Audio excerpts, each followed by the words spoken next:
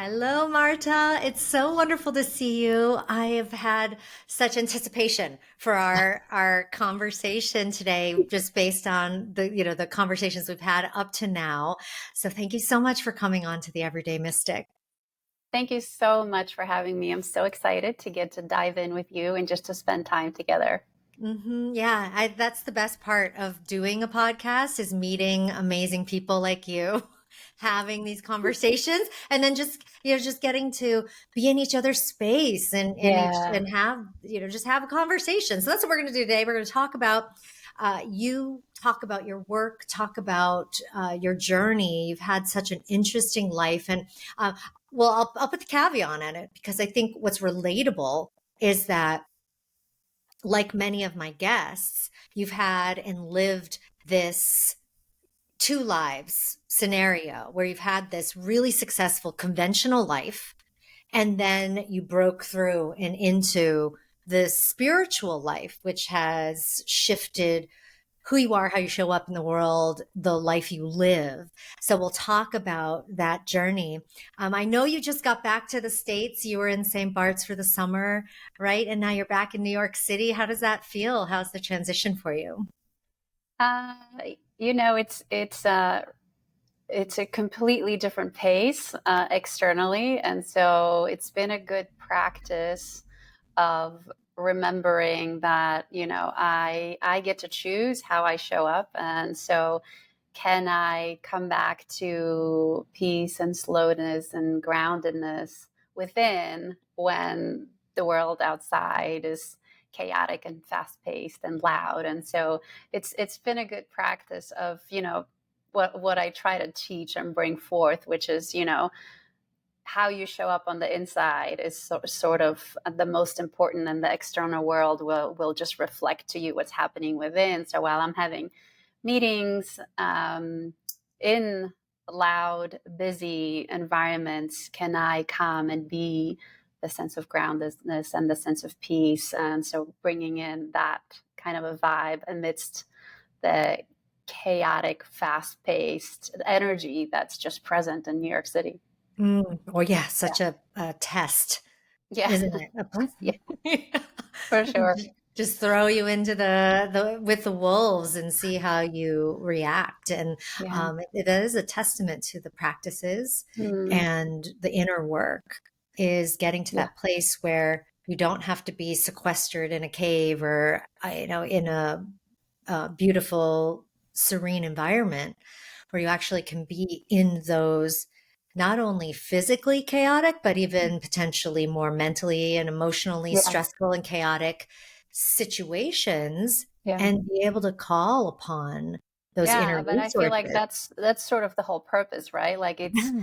sure I can be perfectly peaceful and calm when I'm alone in silence and in solitude, but how can you show up in the real world with people who, maybe don't even know there is a whole internal landscape that's happening, and that, there's more to life than just the physical realm. And so I really get to practice what it is that I am committed to, that which is what I want to be in alignment with, which is showing up deeply rooted in my sense of who I am, which is a soul having this human experience. And so always coming back to that is walking out the door, putting my hand on my heart, and just making sure I'm connected within. And I took a walk this morning to get coffee, slowly walking, making sure my feet are connected to the ground and really like arriving in the space, and then filling my space. I went out, and I bought flowers because I'm like, it's important to then bring in, for nature for me is such a source of connectedness. And so surrounding myself, making the space that I'm in filled with things that remind me sort of, this is who you are, and this is how you want to stay connected, this is how you want to show up, this is what you want to bring forth. So just taking the time and being intentional about how I show up everywhere I go. Yeah. So beautiful. I was just reminded of, I don't know if you ever saw the movie. There's a whole string of Christopher Guest movies. He's a director who did Spinal Tap. Yeah. And so he did this one called Best in Show. Yes, Did you I ever know see it. that? Yes. And the couple that goes to they're all in a hotel because that's where the conventions, like where the dog show is happening. So they're Yeah. staying there, and then the gay couple who like completely deck out their hotel room. They bring their like Asian tapestries and like Yeah. all sorts of Yeah. things. And watching it is it's a source of humor. Like, oh, that's so Yeah. over the top, but it's also so brilliant. Like to Right. actually bring in things Yeah. that you align with and that bring you Yeah. into center and that you connect with.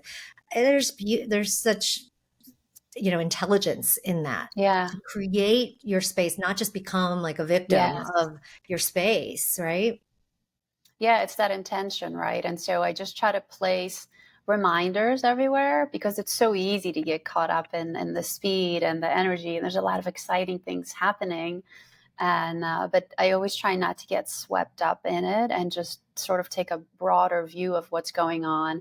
And those little things, like simple, fresh bouquet of flowers, just reminding me, yeah, that I want to stay connected and I want to stay slow on the inside where, and can I even like the true test is when the metro's late. Oh, there's traffic. So I'm actually late Right. for something. And can I be in a hurry on the outside because then I Mhm. have to walk faster, but slow on the inside? And, Yes. it's just that space. I always tell people everywhere you go, you're either bringing peace or chaos. You get to choose that. So can Mhm. I be that source of, peace amidst, um, chaos? Mm. I was actually just having that moment before we Mhm. started recording because I was trying to get some things done Yeah. before we got on. Yeah. And being in a space of like, oh, I gotta get this done is not necessarily going to get things done Yeah. any faster. And what you're doing is revving up your nervous system so that Yeah. you can't actually tune in and allow the get help that we also get from spirit and our Yeah. guides and just our own inner wiser self who's just like, oh yeah, that you can easily get this done in the amount of time you have. Just calm down and Exactly. just be in center. And then you're like, oh, done. Here we go. Now we're Yeah. here.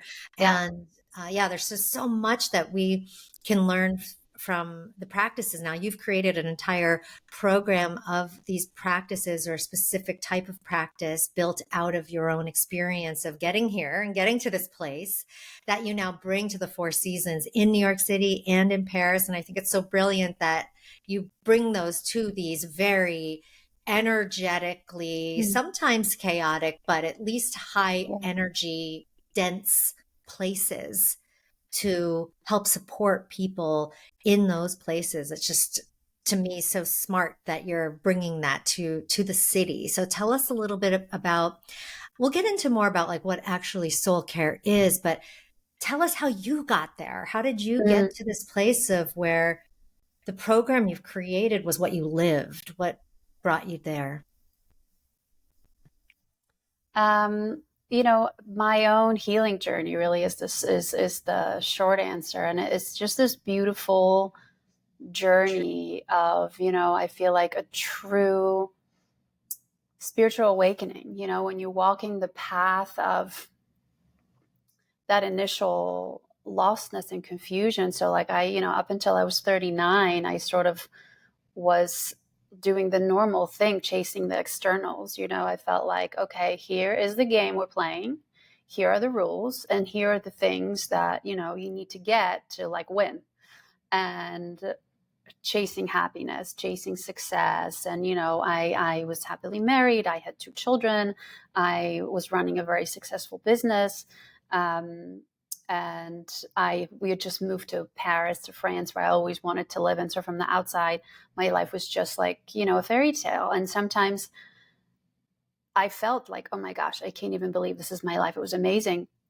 But there was a huge disconnect from me, from the true self, right? So there was no one ever told me of, the inner journey, or that there's a connection to be had within me. You know, I did go to church, so like I was raised Catholic, and I was in a Christian church, so sort of like the presence of God was there, and I was feeling love and community. But I really relate to the mystics, like that whole experience of experiencing the connectedness or the presence of the divine in me, within me, was just a completely foreign concept to me. And it really wasn't talked about, right? It was just like I was in the box of religion. So sort of like you go to church and then you follow these practices, and none of it really felt deeply moving or something that I was experiencing, you know, in my body or in my senses.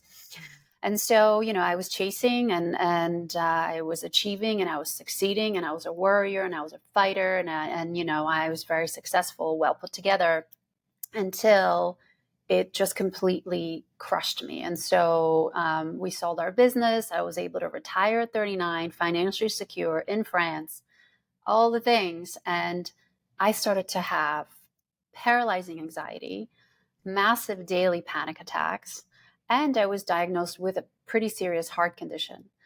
And so everything, the world, how I knew it, who I was in it, simply vanished, fell apart for me. Any sense of, you know, I couldn't get out of bed. I couldn't function. I couldn't really mother my children very well. I couldn't be a great spouse to my husband. I stopped working. And so the chase that I was, this treadmill I was on, that which I called living, came to a very abrupt and sudden stop. And the body was just like exhausted and broke under the weight of everything I had been pushing myself to achieve. And, you know, at the time, it just felt like fear and terror and lostness, you know, the typical death of the ego, right? But I didn't know any of that at the time, though I wasn't surrounded by people that spoke that language. I just wanted to fix it. I just wanted to wake up from the nightmare and go back to my fabulous life. But I didn't even know it was panic. I thought, because of the heart condition that they gave me, each time I had this episode, I thought I was dying. And so living in this space of 6 to 9 months of dying daily had just a massive impact on, you know, depression set in. Like I just wasn't in a horrible, horrible place. And I was desperate to get better. And so I started reading everything. I started, you know, anytime someone was like, you need to try that, I started therapy. I started doing yoga. I started doing breath work. I started learning about trauma. And, you know, now I understand that that crack in my external facade was really a way for my childhood trauma to come up, and just all this, everything I had been carrying that I had repressed for so long, to come up and to be healed and to be integrated and to be looked at. I was an immigrant. When I was 12, we fled Poland, where I was born and raised under communism. It was very unsafe. My mother was kidnapped in the middle of the night and missing for 3 days. You know, I grew up with buildings being set on fire, just civil unrest. But, you know, when you're a kid, you think this is just what it is. It's normal. I didn't think any of it was bad. And then when we came to the States and I didn't speak any English and I went to a school in Brooklyn, I was bullied and I was beaten, and it was just a horrible experience. And, you know, at that age, you just want to have friends, you want to be accepted. Yeah. And so, you know, I set out on that mission then to find a new family, you know, to find belonging, at the cost of completely repressing any connection to who I truly was. Because as a little girl, I just wanted to be like everyone else so that I could be accepted. And so it's that whole idea of, you know, fitting in versus belonging. And so you know, the plan was to erase anything about myself that made me different, that made me look, sound, or feel like a foreigner, like a stranger. And you know, starting at 12, 13, up until 39, you know, a good chunk of time, that was how I functioned, observing the environment, how the game is played, copying then and excelling. I can beat them at this, you know, and it got me far in life. but so far away in the inner life from the source, right, of the true being, of the true self. And so, now it's been 10 years since the breakdown, and the way I found myself is through sitting with the old pain, sitting with trauma, regulating my nervous system, doing energy healing, doing therapy, doing all kinds of stuff. And so the things that I have learned along my journey, I've put together into this practice I call soul care. And so now I try to bring forth the wisdom that I've gained from the painful experience of what what my awakening was like. I don't think it wasn't easy for me. It wasn't pleasant for me. It was a rattling. It was like a volcano erupting. It was painful. It was scary. And so now I just want to be that sense of presence for others that I felt I didn't have myself at that moment, and to tell people, don't fear this. This is actually a sacred moment. When the soul comes knocking, it's an invitation to tune in, to pivot, to shift perspective. And now I have things to share about how I got to where I am today and what helped me, hoping that it'll give hope and companionship to others who are just struggling in a similar space. Maybe not completely breaking down, but having that, there's always that sense of like something being off before something drastic has to happen to really get our attention to kind of reevaluate our life. Yeah. So to be there for people when they're Yeah. just in that questioning phase, or they're Yeah. in the slightly dissatisfied, like this doesn't quite feel right place, and to be Right. like, whew, there's another way. Hey, come over here. Come this way, Exactly. is amazing. And I can relate so much to Mm, your experience of coming over and just wanting to fit in so much. And I'm not so as conscious of it because I was 3, yeah. and not, so developed like you were, where you had such strong memories, I'm sure, of that time. For me, it was, I don't remember coming over, but I certainly remember the drive and there is nothing else but fitting in. There is Yep. nothing else Yep. but erasing my foreignness. Yep. That there's not, there's just like being on this crazy path of just Yeah. like, and like you said, and succeeding at that and being the best at that you can possibly be. And it is a lonely, very lonely path. Yeah. There's not a lot of people you can talk to about it, that are, it's Yeah. kind of your own individual struggle. And that's true, I think, probably of anyone's childhood trauma, that everyone feels like they're alone.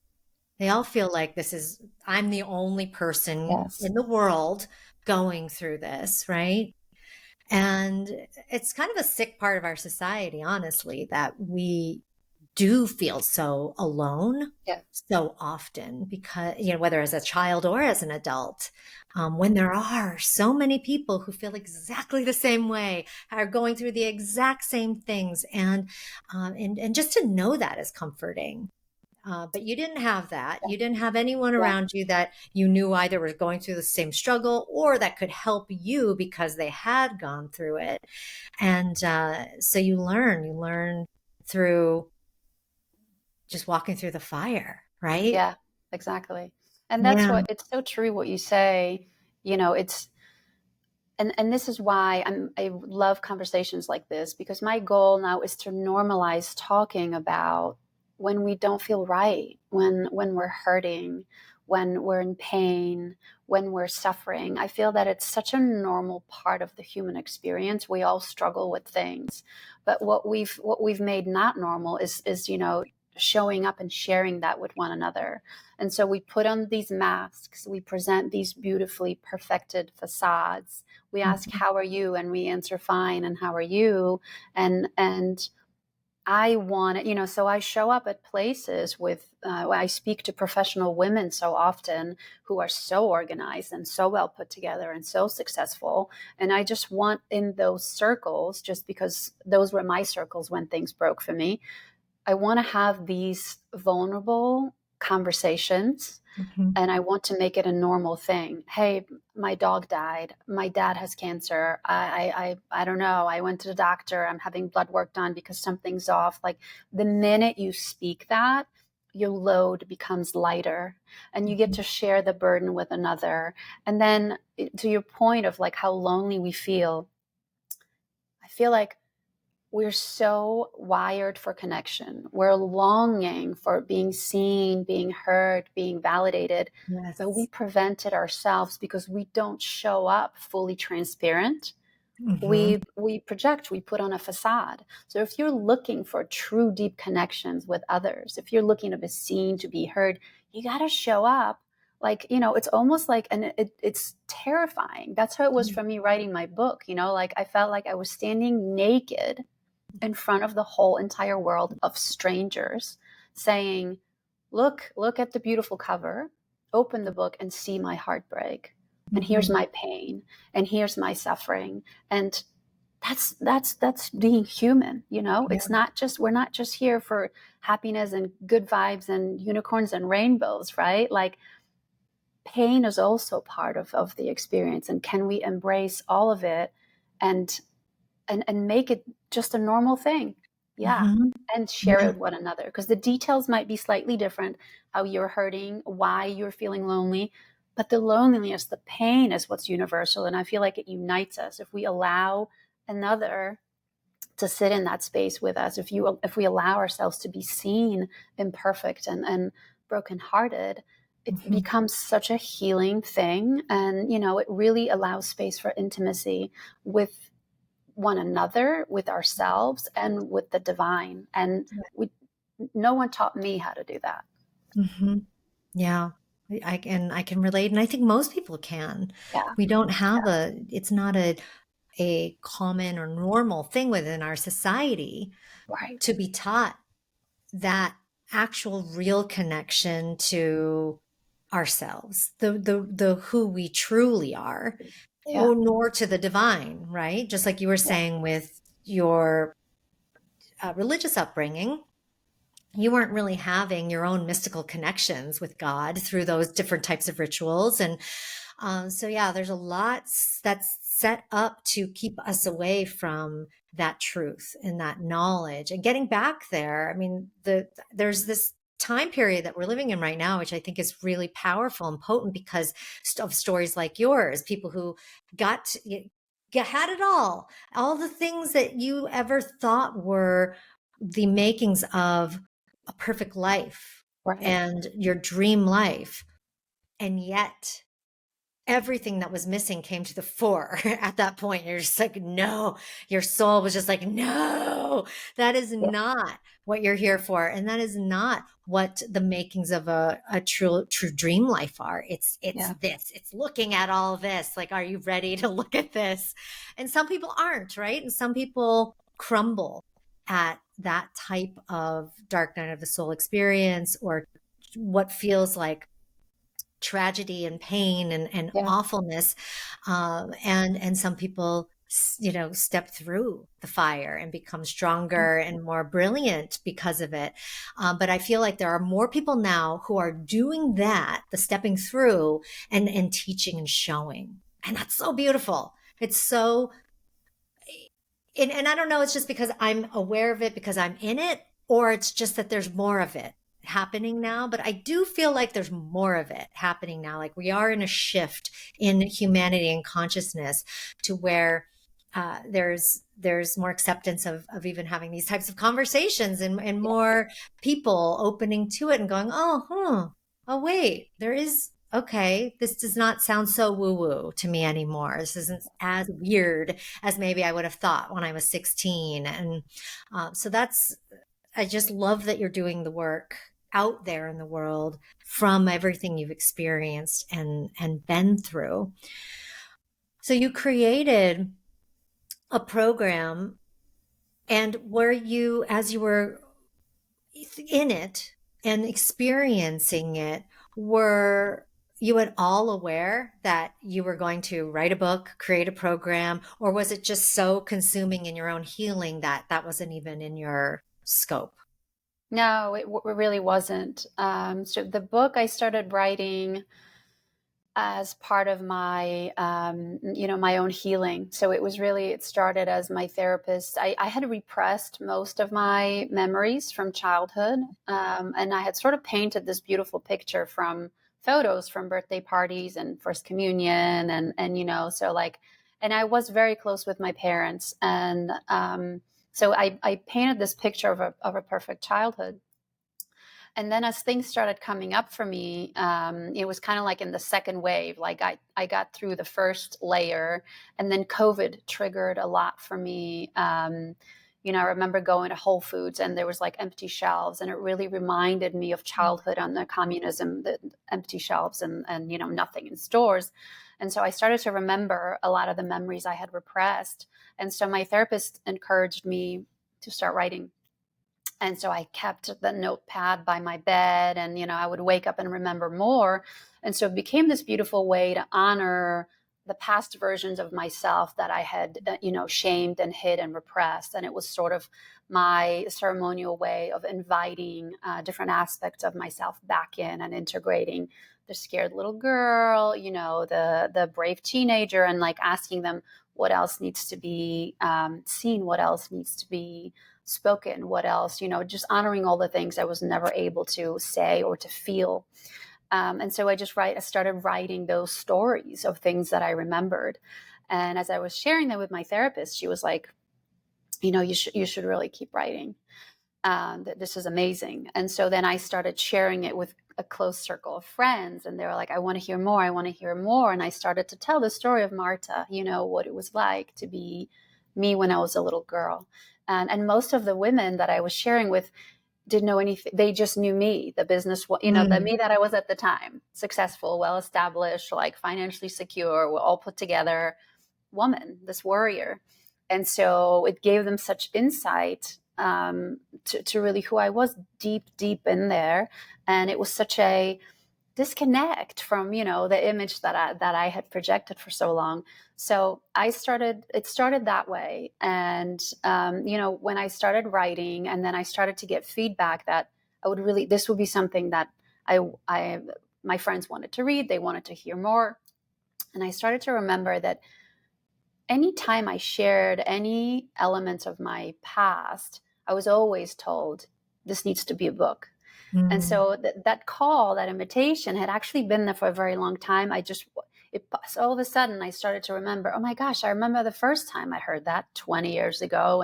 Yeah. And so, I had this moment of, I just signed up for getting my master's in counseling at NYU. I got accepted right before COVID, and I was going to go and get my degree and start helping people. So there was the logical path, right? Like, here's the next step. Of course, it makes sense. Then COVID happened, and we lost my mother-in-law, and I started to be triggered by things. I was in this messy, painful space, and this weird invitation of starting to write came. And I just remember so clearly having this moment of like, this is what it is. When you listen to the inner voice, that sacred invitation, which very often looks completely illogical. Why would I write about the most difficult, most painful things and put it out for the public to read? It makes no sense. Like, so risky, versus taking the safe route, which for me, one of my coping ways is achieving, but also learning. I love to just like, I'm just going to figure it out. I'm going to enroll in another course. And so making that decision I'm going to decline the invitation from NYU, and I'm going to pursue writing, a foreigner writing a book in English. So it was also healing at the same time on many, many layers. And so the book started that way. And then it took 3 years from that moment to publishing. No one really was interested in my story because it's a memoir.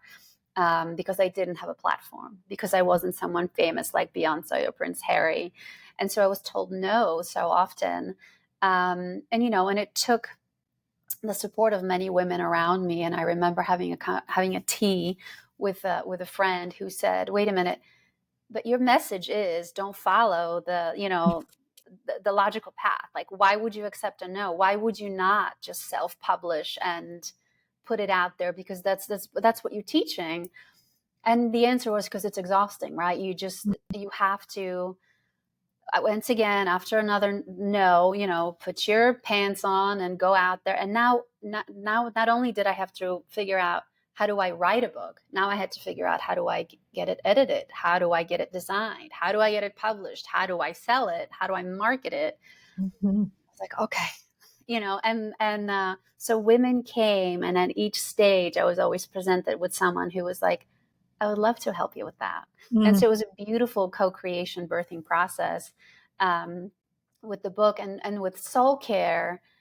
It I didn't even know that I already had it. By the time I launched it and said, hey, I have this practice, I had been practicing it myself. It's what kept me sane throughout COVID, coming back to writing. Here's my morning routine, and here's what keeps me grounded and rooted.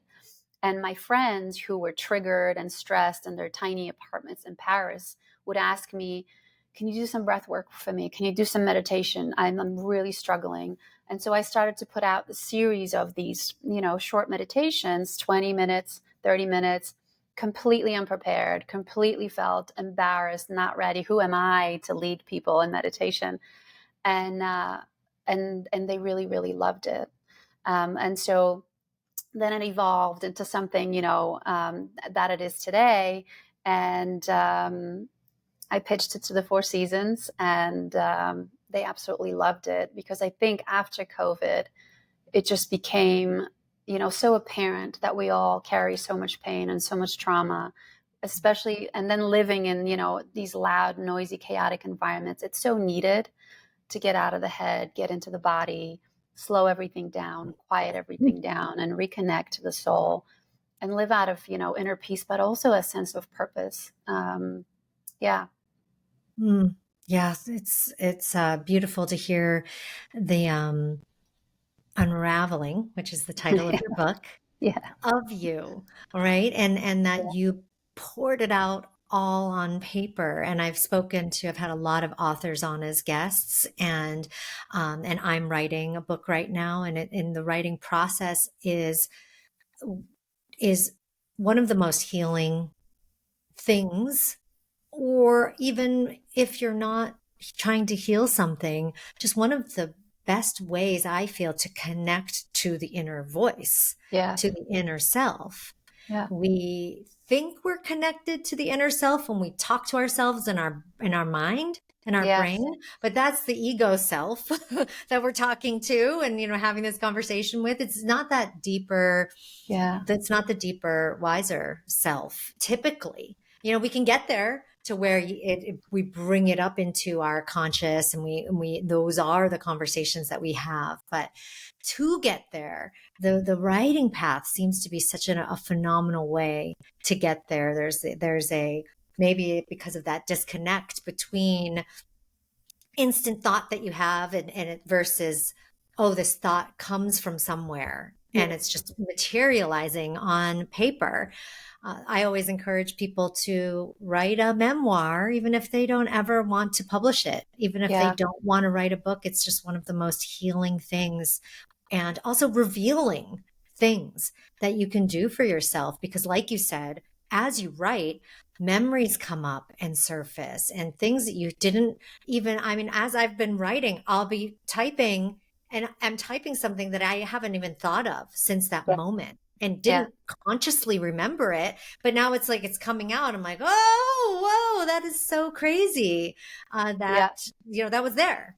That was right there, ready to come out. Maybe wanting as much to be seen, heard, and recognized as our Yeah. ego self, right? Our Yeah. I soul think it's self wants it's that so as important. much. Yeah. Like writing that, stream of consciousness writing. I do feel like, you need to first like move some things out of the way before you get to that voice. And then you're like, wait, I didn't know that was in there, and then it's just trusting that, like you said, that needed to be brought up at this time, and, brought up to be seen and to be honored. And yeah. And then, journaling for me is massive too. So getting to know yourself. I just feel like Yeah. we really taking the time to question what you believe, why you believe it, why you think the way you think. Is that really true? I often, we make up so many stories based on past experiences, that then shape who we are. And Mhm. very often those things are things that we've put in place when we were little. Does this fit the person that I am today? Does this fit the person I want to become tomorrow? And so, writing, and then also not being afraid. And this was really, really hard, to let things go. Like, this is who I was. So often we say, this is just how I am. Great. How is that working for you? Because if life is great and you're feeling fabulous and you're connected, stay that path. But if something's not working, like, you have the power to shift it just by letting an older version of you die, or letting something Yeah. go. Oh, usually I'm so anal about this. Okay, well, what if you stop that? If you, and it's through the writing that I started to see that a lot of the things, a lot of the ways I was being, a lot of the things that I was believing, I were actually keeping me trapped, So I wanted to be bigger. I wanted to expand. I wanted to explore more. I needed to release. And I wouldn't have seen that had I not written. Hmm. Yeah. And I think it's an important distinction between what we're talking about and some of the mental health care industry, where it does tend to keep people stuck in that Mm, disease model. Like, yeah. oh, Yeah. my quote unquote anxiety, my Yes. depression, and same thing as falling victim to anything else. It's like you can Absolutely. over identify with a mental state like Hmm. anxiety, Hmm. depression, obsessive compulsive, whatever it might be, and Yeah. think that that is who you are and Oh, settle with yes. that, right? So, yes, I remember this was so true for me. I remember, at first, this was probably like, I don't know, 4 years into my healing journey. I didn't know that's what I was doing at the time. But like 4 years after the initial panic attack, finally, someone gave me a diagnosis, and it was CPTSD, right? And so it's that chronic PTSD. So it's a complex PTSD. So it starts when you're little, but there's one thing compiled on top of another, not just one event. Yeah. And at first it was such a relief, because I was like, that's what's wrong with me. That's what's wrong with me. Here's the diagnosis, right? So at first it was like, now I have the answer, but it put me in this state of like, that's the thing I have to now fix. And so became this diagnosis, and the journey became just like healing that thing, that I couldn't see that there was all this other stuff that was happening. And so I sat in that darkness and the pain and what it's, my brain's like, I'm broken. I'm not fixable. Like, I hung out down there. I don't want to say that it was too long, because I truly believe everything happens in divine timing. But I was stuck there because I so over identified with the diagnosis, with, like, here's the problem. Here's the thing that I'm going to fix. And I couldn't see beyond it. And I remember someone said, it was something that was like, we're meant to see our wounds, but we're not meant to hang out down there. So I had this like epiphany, and I was like, oh my gosh, I've been choosing to hang out down here, because I didn't know that I could just be like, okay, I see that. There it is. I have choice in how to move forward, right? And so it was just like literally picking myself up and saying, there it is, that CPTSD. I'm going to step outside of it and see what else is available. And it was such a sense of freedom to understand that the past was in the past, and there were some things that happened to me. But as a trauma victim and survivor, to know that you have complete and total choice in how to move forward is exceptionally freeing. So being able to see, hey, here's the diagnosis.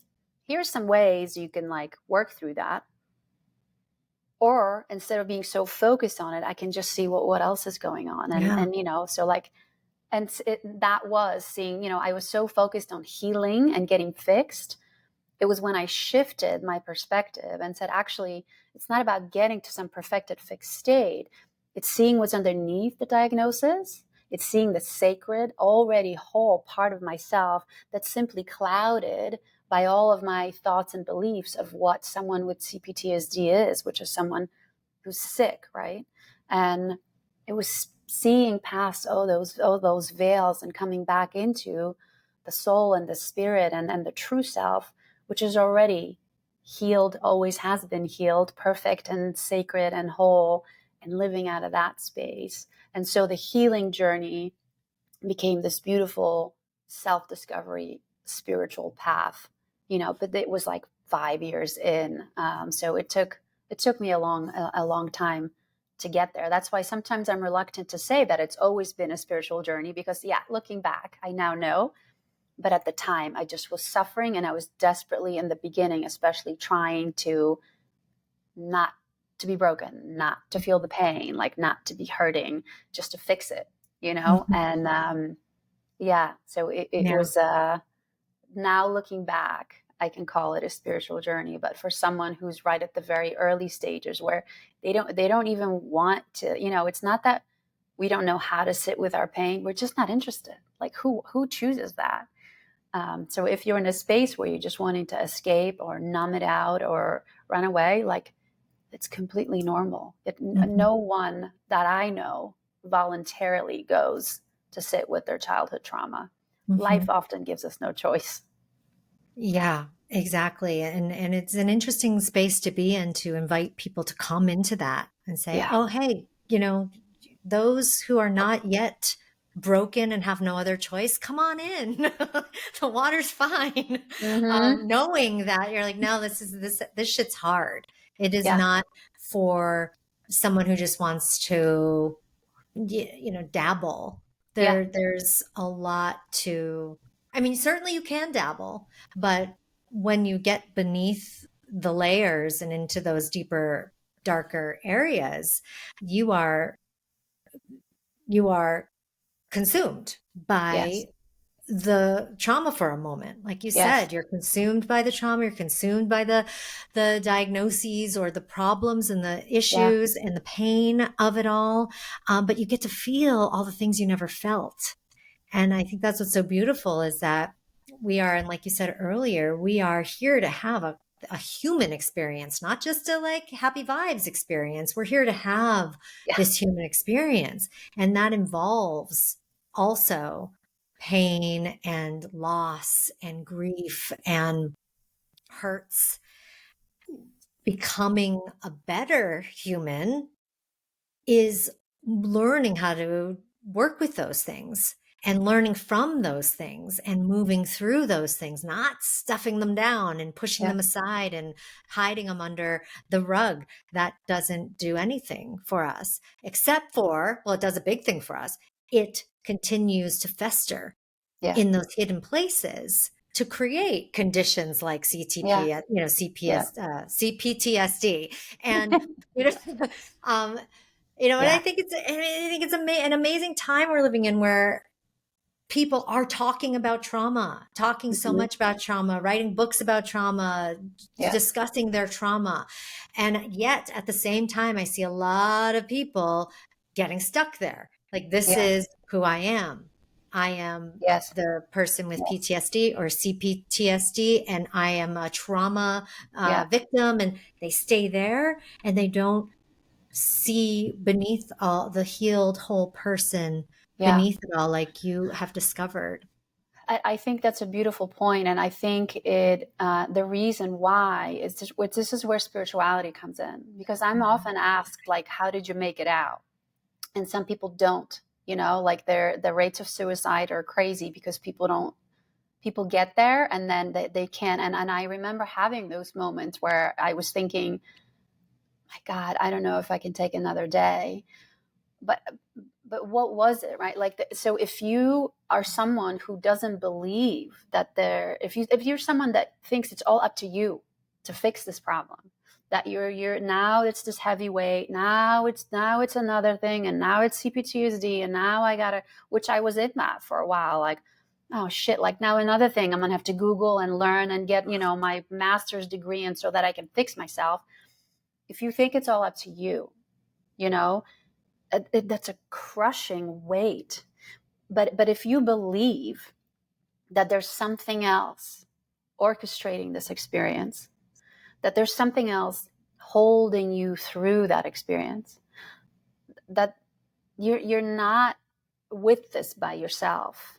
This isn't here to, this is not some sort of a punishment or whatever, but there's something else going on. You might not be able to see exactly what it is. You might not be able to feel that you're loved and supported, but just that like tiny form of belief that this is somehow here for me. Like if you don't have that element of, gosh, I'm mind, body, and spirit, Mm-hmm. it's so hard to get out of these dark times because you want to logically think your way out of it, and sometimes you can't. And this is where that beautiful but so hard concept of surrender comes in, right? Like I remember for me it was like, okay, CPTSD, let's go. I was going to read, the encyclopedia and all the things, but I was so tired.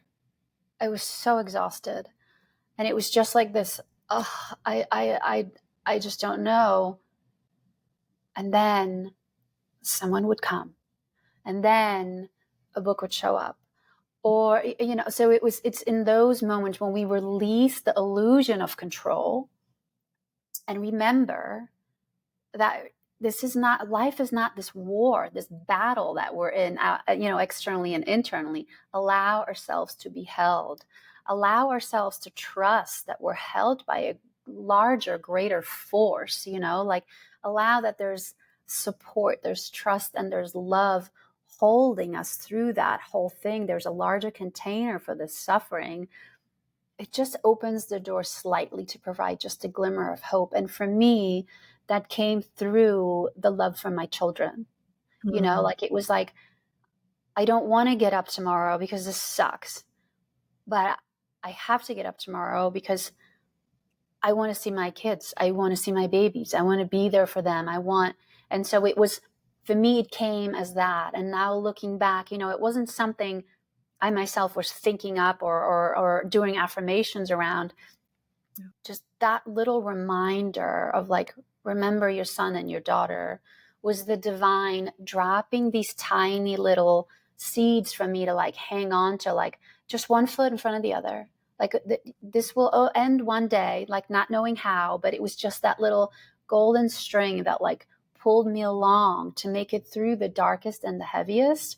And it was that sense of love and knowing, not all the time, but sometimes, that the way that I love them is that I am somehow being loved by something else, and allowing that, even if it was a strange concept on not one I trusted at all times, allowing that to fill me in the moments where I was too exhausted to do anything, and just sitting with the pain, knowing that in that darkness, there I am with it. There's a larger field of something beautiful and mysterious, and at the same time exquisite, holding the whole thing. And can I just lean into that, even though it's scary and unfamiliar? And so when we don't believe that there's something more to us than this physical body, it's hard. And I feel like we're repressing so much as a society and as a culture, especially in the States, mind, body, the spirit part, that's the reason for so much mental illness and so much disconnection, because we're forgetting that the biggest part of who we are, which is our spirit, it's completely being repressed. Mm-hmm. I couldn't agree more. And, there are so many ways to connect to spirit and to connect to our own sense. But you described it even when you were talking about looking outside at everything surrounding your or within your circumstances at the time. They're like, okay, here's CPTSD over here, but what else is all around here? That's your soul self looking at the vast landscape of you and your life, and having perspective that's different than coming from this perspective just from the body or just from the mind in that inner space. And so we connect to our spirit, and now we've got perspective that is our soul's perspective. Like we can really see the fullness of not only ourselves, but of life itself. And man, you nailed it as far as this being why the spiritual path, not just the what it is, but the why, why to embark. And it is Yeah. worth all of the dark nights of the soul and the painful moments. It is so worth it. I think for those who feel courageous enough, but I like to say that courage is not, something that comes uh, from this. We've got courage. Courage comes from taking the steps that scare the shit out of you. And Yes, when you do, absolutely. then you gain the courage. It's Yeah. one. It's not just something innate. You win it by doing something that you're afraid of. Yeah. Yeah. Small steps forward, it's, yeah. And I think sitting with discomfort, like we just want to be comfortable and fine and good all the time. Mhm. But growth doesn't happen in those spaces, right? Growth doesn't happen in doing the same over and over. So, but the minute something gets uncomfortable, we want to run from it. And so Yeah. we return to the same routines and the same patterns. And there we are. The same stuff shows up just in different clothes. And Mhm. it's really, for me too, from a sense of trauma, learning to sit with the discomfort in my body. So with the sensations of what the pain felt like, with the emotional pain, with the physical pain, with the mental stories that I, then made up about it. That was a big part of the healing. And, you know, now I'm a lot better, not perfect whatsoever, with sitting my own discomfort. Mhm. But then it makes me better to sitting with the discomfort of others without needing to fix it. So if someone close to me is suffering, I provide such a safe, loving space for them just to suffer in my presence without needing to band-aid and fix them, because it makes me so uncomfortable. I can't deal. And I feel like that is such a beautiful thing that I now bring to others. Like, it's okay for you to be a mess because I can handle it, because I've sat with my own mess. And so Mhm. it actually makes me a better partner, a better mother, a better wife, a better friend, looking at my own pain and being able to contain it. Um, Now giving that as part of who I am to others, like being present with someone in their darkest hour, um, is such a gift. Mhm. And, it's not something I had. I remember everyone telling me when things first broke, just to clean up and show up and like take an antidepressant, and like it was coming from a good space, but really there was such Yeah. an urgency behind, well, you better like sort this out because it makes me uncomfortable, because it Right. triggers so much of our own stuff. And Mm. so that's the beautiful thing too about doing healing work, is then you become such a space, such a powerful and safe space for others just to unravel right then and there. And you're like, totally normal. Like, there's Mhm. nothing wrong with you. This is a totally normal experience. And I'm here for you. And I'm loving and holding you through it. Mhm. Yeah, what a gift to Mm, for people to experience that um and to be safe, feel safe yeah. enough to get vulnerable. You Yeah. mentioned that vulnerability earlier, and it's so important. Not only, it's not for others, but it's in getting vulnerable with others connects you Yeah. more deeply to yourself. It's Absolutely. such a powerful thing that I learned later in life. I was so guarded, so shielded, Mm, so, people pleasing, perfect person, this yeah. persona.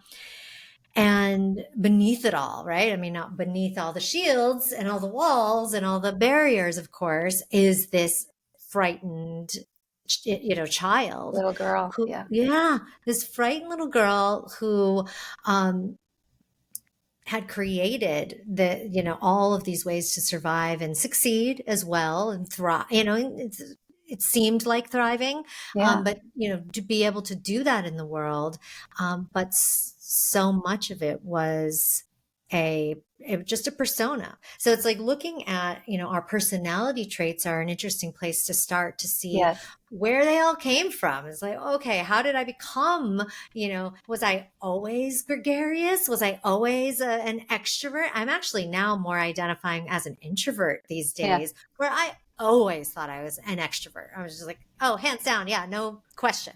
Extrovert.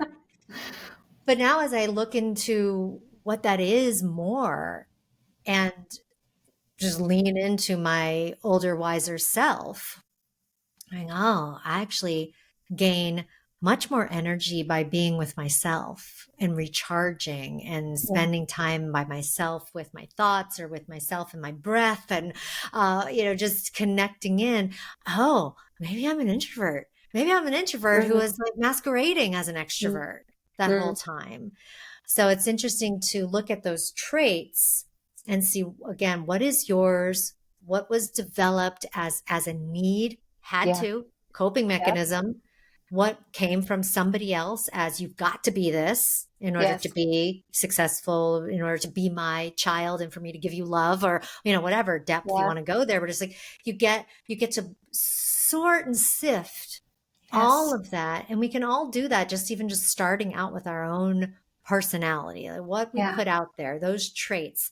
Now, I know that for some people, it's like they don't even know how they show up in the world. Like they wouldn't Yes. even be able to describe themselves and their own personality traits. So if that's you as a listener, then going in and asking other people, like, oh, what are 5 words that you would use to describe me?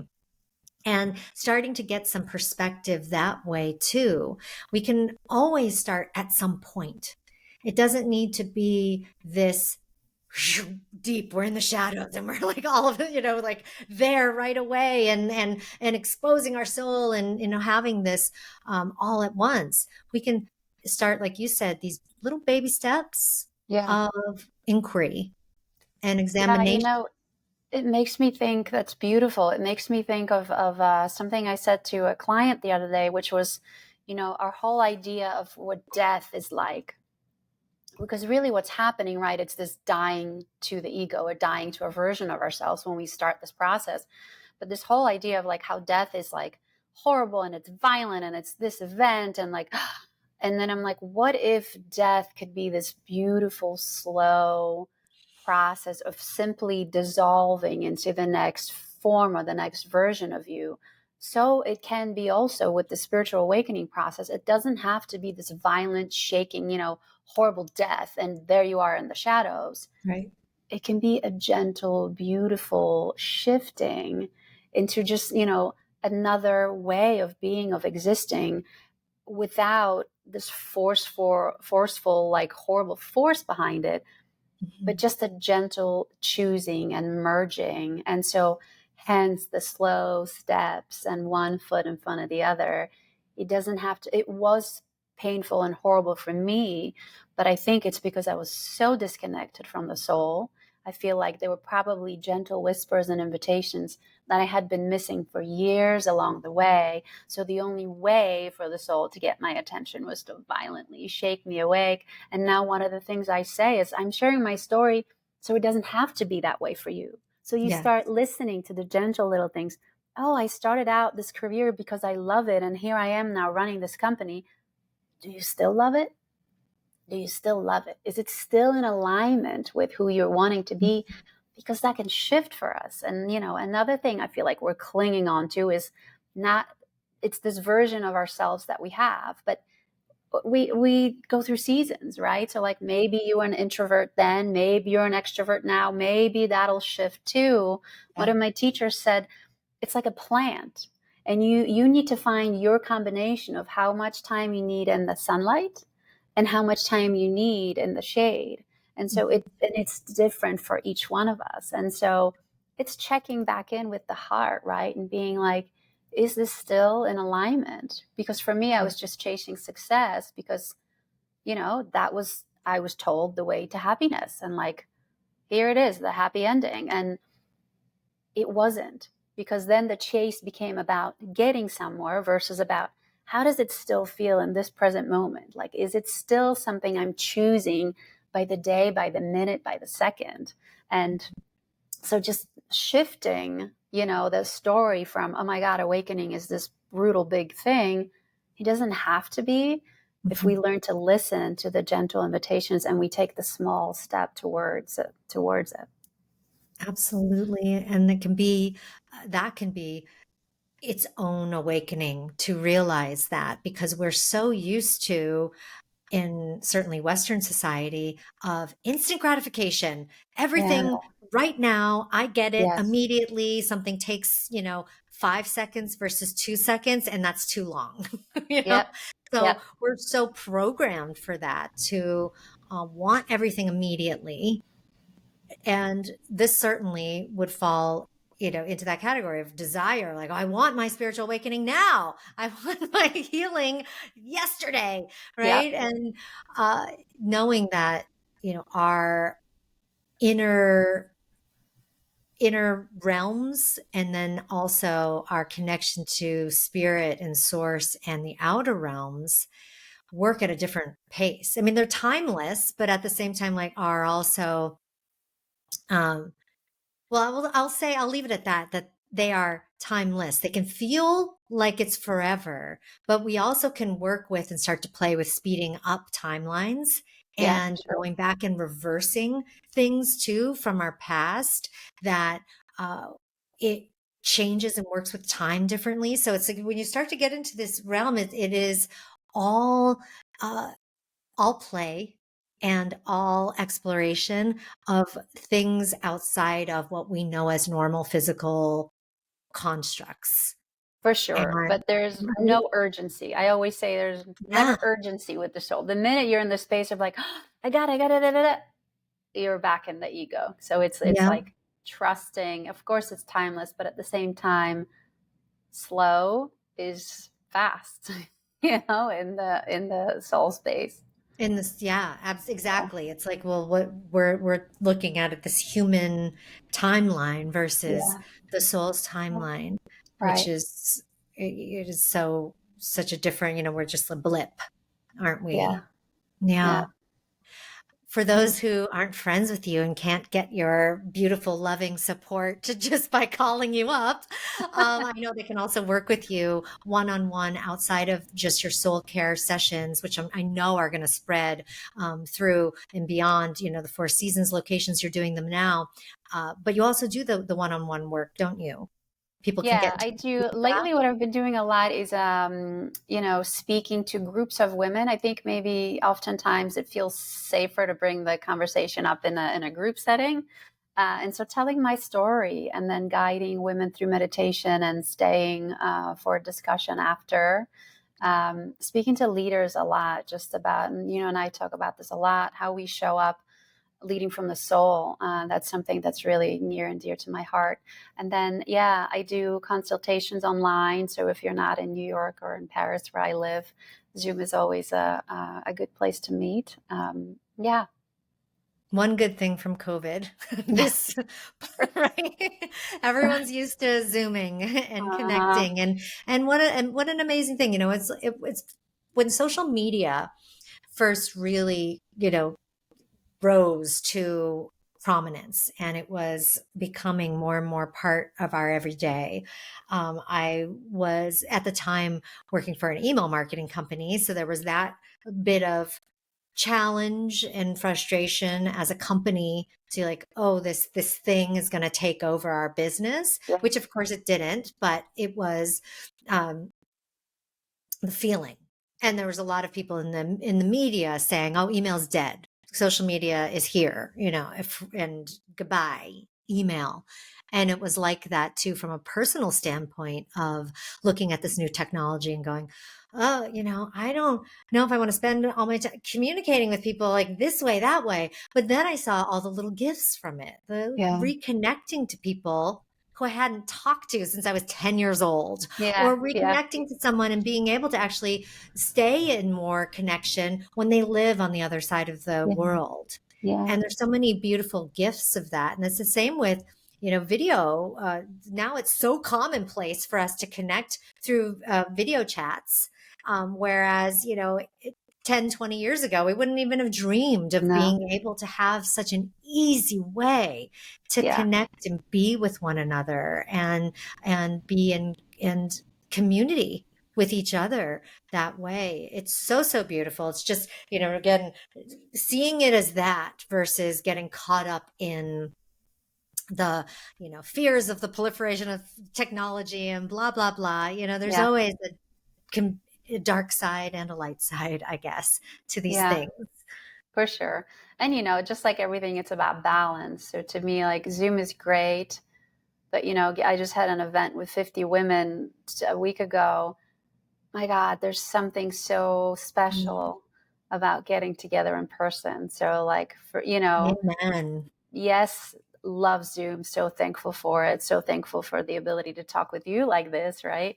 But one day we'll have coffee together or tea together, and it'll be just such a different experience. So to me, like it's that balance between. I couldn't sit at home all day on my computer. Like I got to hug, I got to touch, I got to be in the Yes. energy of the person in real life. So like, yeah, I'm for it, but I'm not allowing it. I'm not choosing it for myself as like my preferred mode of connecting with people. Yeah. Absolutely. Yeah, me too. So I'll see Mm, you in Paris then. yes, sounds great. Come on over. I would love Wonderful. it. Yeah, me too. I'll put all your links in the show notes. And thank Thank you so you. much again, sister, for joining us and Thank sharing all you of for your having beautiful me. wisdom and your story. Thank you. Thank you so much. It was my pleasure. Mm. Ah, Ah. awesome. I love talking to you.